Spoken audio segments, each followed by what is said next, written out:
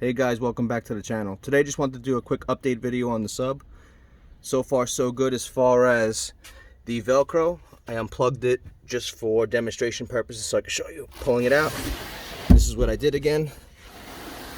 Just a strip across the top. This is all that is needed to hold it in place as long as you're not folding the seats down. It has held the box flawlessly. I'm very impressed. It's been over a couple weeks. Been driving it aggressively, regularly, and the box doesn't tip over. It just stays right where it's supposed to stay. Just one strip, nothing on the bottom. If you do put more, it would have more stability.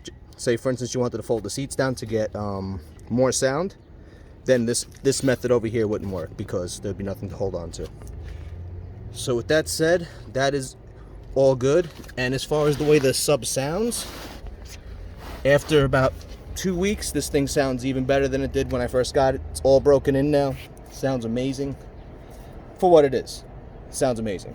It sounds really, really, really good. I'm more than happy with it, and to be honest, it actually not only did it meet my expectations, it exceeded my expectations. So job done exactly the way I wanted it. I'm happy.